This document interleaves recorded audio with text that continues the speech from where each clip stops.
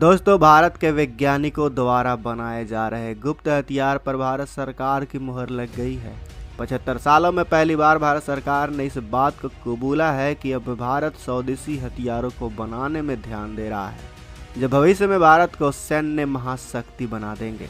दरअसल दोस्तों, एक मीडिया रिपोर्ट को इंटरव्यू देते हुए भारतीय सेना के चीफ वी.आर. चौधरी ने खुलकर ये बात कही कि अब वो समय आ चुका है जब भारत की डिफेंस इंडस्ट्री को डायरेक्टेड एनर्जी वेपन और हाइपरसोनिक मिसाइल पर तेजी से काम करना चाहिए, जो भविष्य के युद्धों में हमारे लिए गेम चेंजर साबित हो सके। इसके अलावा वायुसेना चीफ ने यह भी कहा कि IAF को अब भारतीय वायुसेना नहीं बल्कि एरोस्पेस स्क्वाड की ओर अपना कदम आगे बढ़ाना चाहिए, ताकि हम भविष्य के चुनौतियों से बाकी देशों के मुकाबले एक कदम आगे रहें।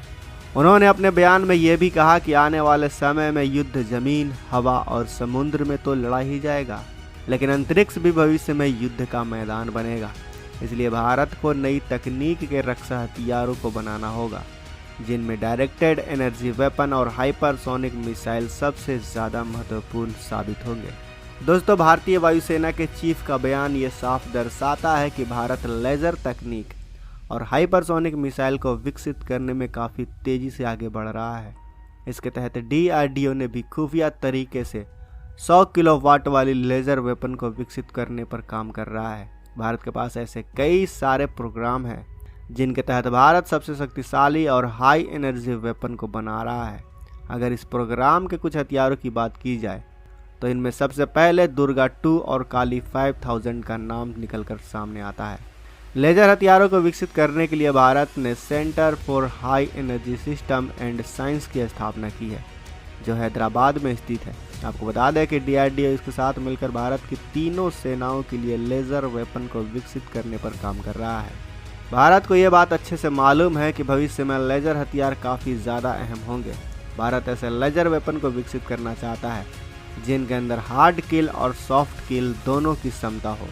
आपको बता दें कि हमारा दुश्मन चीन भी इसी तरह के हथियारों को विकसित करने में लगा हुआ है। ऐसे में भारत के लिए इस लेज़र वेपन को बनाना काफ़ी ज़रूरी हो जाता है। दोस्तों, लेज़र वेपन की सबसे ख़ास बात की अगर हम बात करें तो इनके हमला करने की क्षमता का कोई भी हथियार और डिफेंस सिस्टम मुकाबला नहीं कर सकता, क्योंकि ये लाइट स्पीड से हमला करते हैं और इतनी रफ्तार में दुश्मन का कोई भी लड़ाकू विमान और टैंक नहीं बच सकता। इस वक्त DRDO 3 hypersonic project BrahMos 2, HSTDV और प्रोजेक्ट विष्णु पर काम कर रहा है। ब्रह्मोस 2 मिसाइल हाइपरसोनिक स्पीड से चलने में सक्षम होगी। इतना ही नहीं, इस मिसाइल में रूस की सबसे घातक जिरकॉन मिसाइल की टेक्नोलॉजी का भी इस्तेमाल किया जाएगा। आपको बता दें कि जिरकॉन दुनिया में सबसे तेज़ गति से चलने वाली हाइपरसोनिक मिसाइल है। इसकी स्पीड 6100 किलोमीटर से लेकर 11000 किलोमीटर तक है। वर्तमान में ब्रह्मोस दुनिया की एकमात्र ऐसी मिसाइल है जिसे ज़मीन, हवा, पानी और पनडुब्बी से लॉन्च किया जा सकता है। इस मिसाइल को भारत और रूस ने संयुक्त रूप से मिलकर विकसित किया है। इस मिसाइल के अलग अलग वेरिएंट की रेंज 300 से लेकर 700 किलोमीटर के बीच है। वहीं HSTDV यानी hypersonic technology demonstrator vehicle hypersonic speed उड़ान के लिए एक मानव रहित स्क्रैम जेट डेमोन्स्ट्रेशन एयरक्राफ्ट होगा। इसे हाइपरसोनिक और लंबी रेंज वाली क्रूज मिसाइलों के वाहक के तौर पर विकसित किया जा रहा है। इसके अलावा भविष्य में इसका इस्तेमाल उन जन उपयोगी कार्यों जैसे कि कम लागत से सैटेलाइटों की लॉन्चिंग के लिए भी किया जा सकता है। ये कार्यक्रम रक्षा अनुसंधान और विकास संगठन यानी DRDO की ओर से चलाया जा रहा है। वहीं अगर हम बात करें प्रोजेक्ट विष्णु की, तो आपको बता दें कि इस प्रोजेक्ट विष्णु के अंतर्गत 2 फेज होंगे। पहले फेज में ऐसे मिसाइल का निर्माण किया जाएगा जो हाइपरसोनिक गति से जमीन पर मार करने में सक्षम होंगे, जबकि इस मिसाइल की मारक क्षमता लगभग 2500 किलोमीटर की होगी। आपको जानकर हैरानी होगी कि भारत के इस मिसाइल को बहुत ही कम समय में बनाकर तैयार कर लेने का लक्ष्य निर्धारित किया गया है।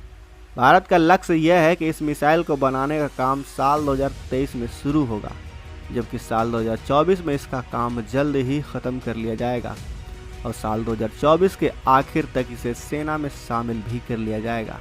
दोस्तों, आपको बता दें कि ये हथियार वो हैं जिनको भारत आधिकारिक तौर पर अनाउंस कर चुका है, यानी अब ये हथियार सीक्रेट नहीं रहे। लेकिन क्या पता भारत और भी ऐसे या फिर इससे भी ज़्यादा घातक हथियारों को सीक्रेटली बना रहा हो और हमें अभी तक उसकी भनक भी ना हो।